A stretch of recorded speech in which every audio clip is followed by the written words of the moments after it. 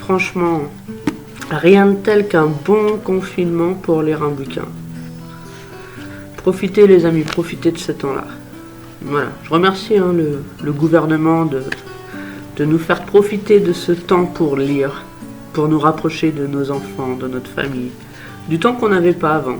Finalement, aujourd'hui, on l'a. Il faut en profiter, parce que je crois que le pire va venir. Le pire arrive. Voilà, le nouveau monde arrive, plus rien ne sera jamais comme avant. Et pour comprendre le monde de demain, il faut comprendre aussi le monde d'hier, le monde de maintenant. Les livres nous aident à comprendre tout ça. Un petit bouquin les amis, L'État français et le génocide des Tutsis au Rwanda, de Raphaël Doridan et François Granet. Ce sont deux membres de l'association Survie. Survie, c'est une association qui dénonce essentiellement la France-Afrique. Mais avant tout, il faut savoir que nous avons tous une responsabilité face aux actions politiques faites à l'étranger de notre gouvernement. Donc dans ce bouquin, on voit qu'au début des années 1960, la France songe à prendre pied dans les anciennes colonies belges, notamment au Rwanda. Au Rwanda, grâce à sa position géostratégique, le fait que ce soit un pays francophone, et aussi pour contrôler l'expansion anglophone. Donc l'expansion de la France va évincer les Belges. À cette époque, les Tutsis sont victimes d'une violente discrimination déjà, alors qu'auparavant, avant 1959, ce sont eux qui détiennent le pouvoir. Donc la France, quant à elle, est proche du général Habyarimana, qui prendra le pouvoir suite à un coup d'État en 1973, et celui-ci favorise ceux qui sont de sa région, les Hutus du Nord-Ouest.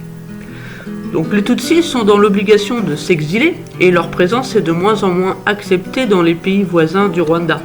L'Ouganda, le Burundi, la Tanzanie, le Zaïre.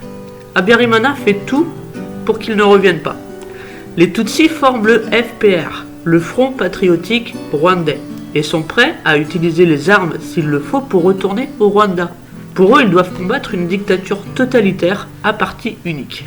Donc Jean-Christophe Mitterrand, qui était responsable de la cellule africaine à l'Élysée, lance le 3 octobre 1990 l'opération Noroi.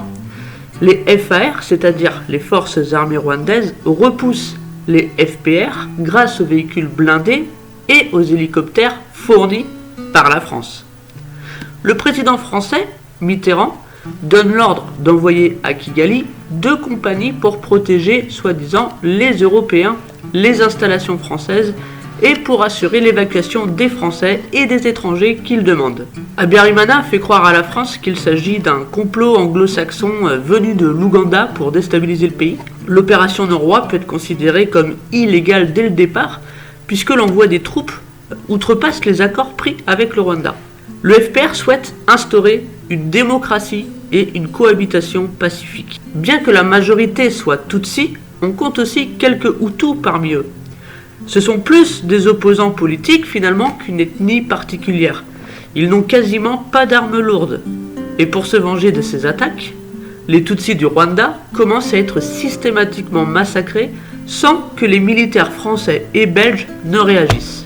Donc les militaires français sont intégrés à l'armée rwandaise. La France était en fait parfaitement au courant de ce génocide qui se préparait. Les attaques du FPR servaient de justification au massacre des Tutsis.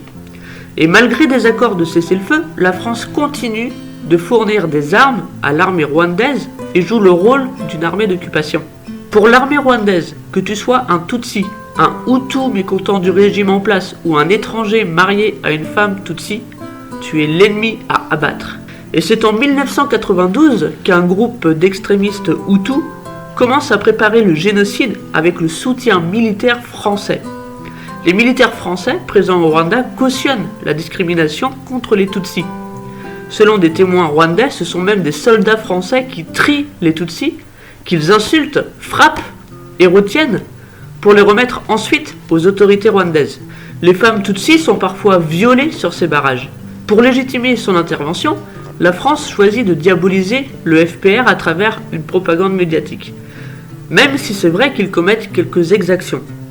En mars 1993, Mitterrand envisage que les militaires français présents au Rwanda puissent être intégrés à une force internationale. les soldats français se transforment en soldats des Nations Unies. Le 6 avril 1994, le président rwandais, Juvenal Habyarimana, et le président burundais, Cyprien Ntaryamira, embarquent vers Kigali. L'avion sera frappé par 2 missiles. Il n'y a aucun survivant. L'assassinat est attribué aux Hutus extrémistes, apparemment par peur que le président applique les accords d'Arusha qui stipulaient un partage de pouvoir entre Tutsis et Hutus. Le nouveau gouvernement est en partie constitué à l'ambassade de France. Sont accueillis à l'ambassade de France les pires extrémistes Hutus. Dès le début, les autorités françaises sont informées du déclenchement du génocide des Tutsis et de l'assassinat des Hutus démocrates. C'est pourquoi ils lancent l'opération Damarilis, chargée d'évacuer les ressortissants français présents au Rwanda le 8 avril 1994.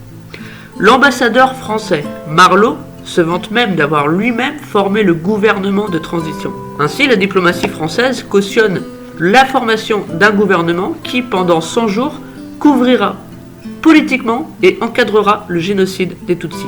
Donc le meurtre du président est un moyen de susciter la peur tout en accusant le FPR. Et dans les heures qui suivent l'attentat, les massacres des Tutsis commencent. Bien que les autorités françaises sachent qu'un massacre d'une ampleur inégale a commencé, elles n'interviennent pas pour le stopper, pas plus que la communauté internationale d'ailleurs. Ils refusent même d'évacuer les employés Tutsis de l'ambassade et du centre culturel français. Quant aux militaires français, un certain nombre d'entre eux ne se remettront pas d'avoir dû exécuter des ordres aussi inhumains dans une situation où ils étaient les témoins de l'horreur absolue. Un ingénieur français, interrogé le 12 avril, est arrivé à Roissy et il raconte que quand ils sont partis, tous les gens les applaudissaient, ils criaient « Vive la France !»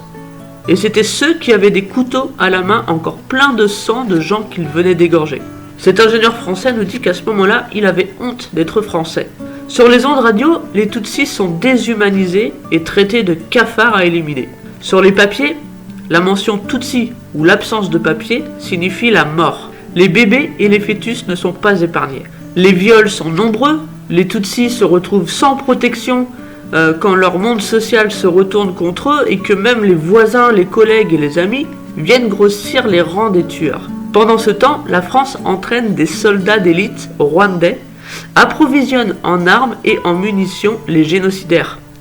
Ainsi, des soldats français et des mercenaires français sous l'autorité de Paris sont bel et bien présents pendant le génocide au Rwanda, dans la zone contrôlée par le gouvernement intérimaire et son armée qui encadrait les massacres. Le 15 juin 1994, le président français François Mitterrand annonce que la France va intervenir au Rwanda. Le génocide des Tutsis dure depuis plus de 2 mois dans l'indifférence du pouvoir français qui n'a exercé aucune pression sur les autorités génocidaires. Le 25 juin 1994, environ 3000 hommes arrivent à Goma, au Zaïre, près de la frontière du Rwanda, avant d'entrer dans le pays.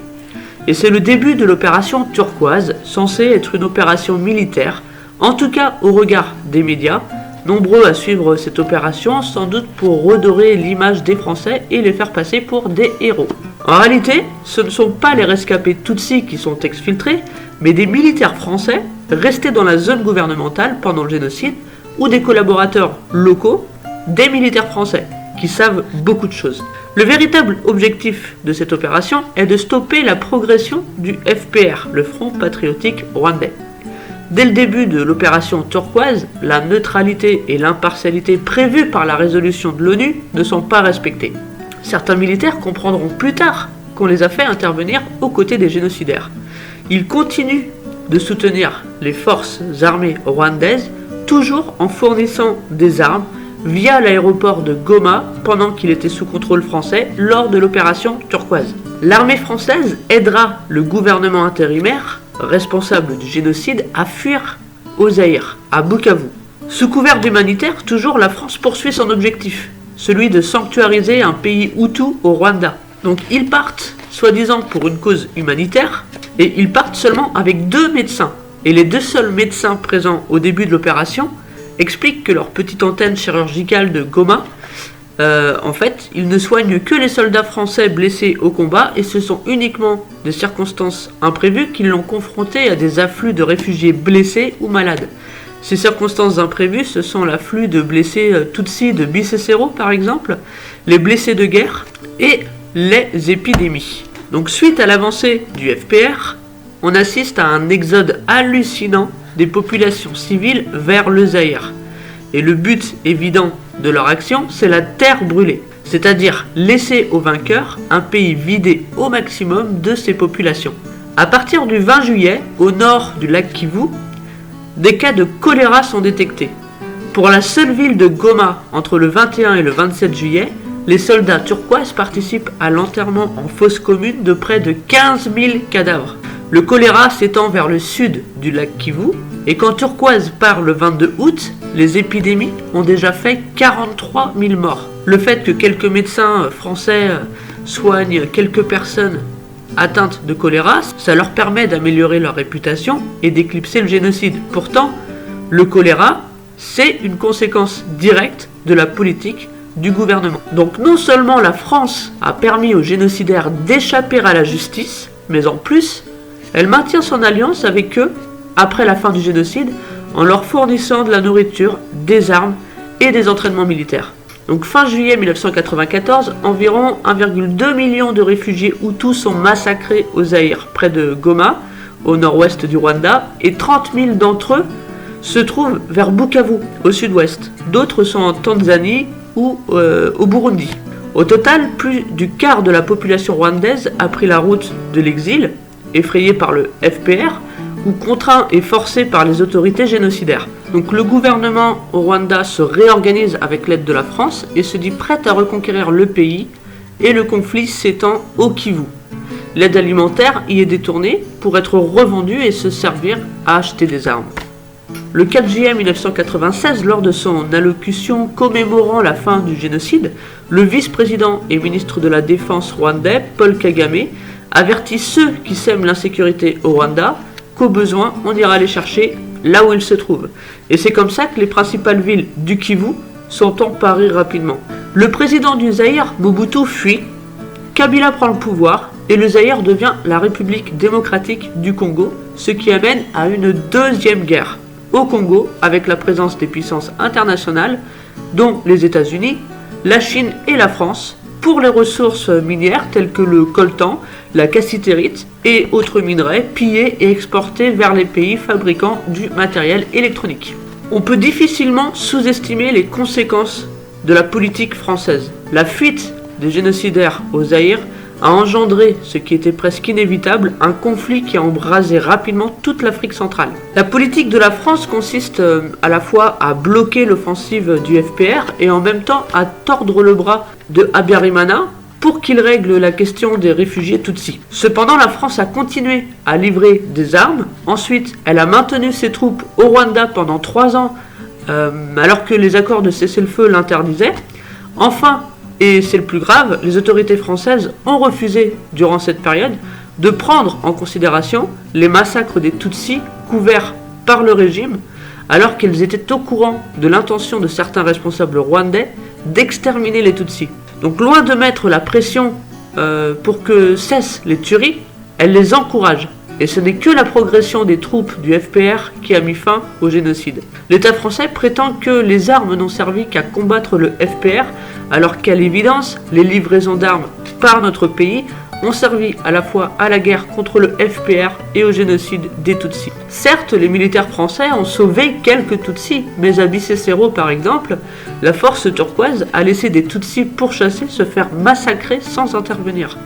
Ils ont choisi de poursuivre leur alliance avec les assassins en leur permettant d'échapper à la justice internationale et en les aidant à reconstituer leurs forces. La protection de nos ressortissants, alibi classique, ne peut justifier l'intensité de l'engagement politique, diplomatique et militaire au Rwanda. Ce qui est hallucinant dans cette histoire, c'est le caractère exorbitant du pouvoir d'un homme, le président de la République, en l'occurrence François Mitterrand à cette époque, sur sa politique menée par la France en Afrique. Il n'y a pas de délibération du Conseil des ministres, ni de vote du Parlement.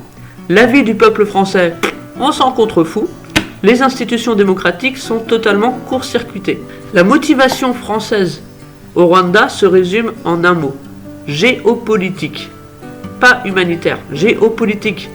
Plus précisément, pour que la France conserve sa place, Mitterrand a déclenché l'opération Noroît et maintenu le régime Habyarimana afin de stabiliser la région face aux déstabilisations menées par les anglo-saxons. La France tente de maintenir son précaré. C'est le cas au Rwanda, certes, c'est un petit pays sans ressources ni matières premières stratégiques, mais qui contrôle les accès au Kivu, région du Congo, dont le sous-sol regorge de minerais précieux. La politique française, cette politique d'empire, est désastreuse pour les habitants des pays concernés, mais elle l'est également pour les Français, car elle suscite en Afrique beaucoup de rancœur contre la France. Pour les militaires français qui ont une vision plutôt ethnique de l'Afrique, les motivations pour les opérations en Afrique subsaharienne sont l'honneur, le sens du service, la rémunération, etc. Pour d'autres, ce sont l'amusement, la sexualité décomplexée, l'aventure. Par ailleurs, certains militaires français racontent leurs cauchemars, voire des traumatismes causés par ce qu'ils ont vu au cours de leurs interventions au Rwanda. Quoi qu'il en soit, il est clair qu'aux yeux de certains dirigeants français, la mort d'un Africain n'a pas la même importance que celle d'un Français. Mitterrand aurait dit en privé en 1994 « Dans ces pays-là, un génocide, c'est pas trop important ». Un racisme qui conduit forcément à une indifférence face à la mort d'Africains. Aujourd'hui, une dizaine de Rwandais vivant en France sont suspectés d'avoir été des acteurs du génocide. Et on constate une spectaculaire lenteur des tribunaux pour les poursuivre, et la France a toujours refusé d'extrader vers le Rwanda les personnes réclamées par la justice de ce pays. Des militaires français sont visés par des plaintes de rescapés Tutsis pour complicité de génocide, de meurtre, d'enlèvement par hélicoptère de réfugiés, dont on est sans nouvelles depuis, de viol et de mauvais traitements. Les magistrats, eux, refusent de remettre en cause les militaires français pour complicité de génocide. Toutes ces affaires ont été étouffées. Enfin, Bernard Kouchner, alors ministre des Affaires étrangères, a admis que Paris avait livré des armes au gouvernement génocidaire. Survie, l'association Survie a alors déposé une plainte, mais la plainte a été classée sans suite. L'attentat de Habyarimana suscite aussi beaucoup de questions. Dans l'avion, Habyarimana était accompagné de 3 membres français de l'équipage. Pourtant, aucune enquête n'est ouverte par l'État français. Au contraire, les familles des victimes sont prises en main pour les empêcher de rencontrer des journalistes et les dissuader de porter plainte.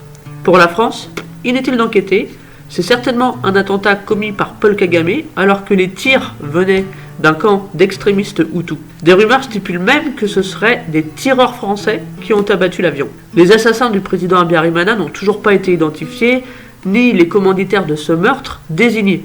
La France exprime une réticence face à l'emploi du mot génocide et préfère parler de massacre interethnique. La colère spontanée des Rwandais Hutus après la mort de leur président est une thèse négationniste des auteurs du génocide eux-mêmes. Concernant les génocides des Tutsis, les responsables français de l'époque réécrivent l'histoire de ce génocide pour se disculper et dissimuler le soutien apporté à ces auteurs. Ce serait naïf de penser que la politique france-africaine de nos dirigeants est sans conséquence sur la politique française tout court. Ce que nous voyons, c'est le mépris de nos gouvernements pour la démocratie, tant en Afrique qu'en France. Sans compte à rendre ni aux Africains qui subissent sa politique, ni aux citoyens français qui la financent à travers leurs impôts, ni à la justice face à laquelle il est irresponsable, le tout-puissant locataire de l'Élysée peut prendre et faire appliquer des décisions irresponsables, scandaleuses et criminelles. Est-ce que vous trouvez cela normal que des soldats français peuvent tirer sur des manifestants pacifiques dans un pays étranger, comme cela par exemple a été le cas en Côte d'Ivoire en 2004 ? L'État français fait subir la répression en Afrique depuis des décennies, et désormais elle la fait subir même aux citoyens français pour soi-disant le maintien de l'ordre. Et c'est cette répression qui leur permet de contrôler l'espace, les idées, les personnes, en permettant le contrôle de la presse, des couvre-feux ou encore des assignations à résidence.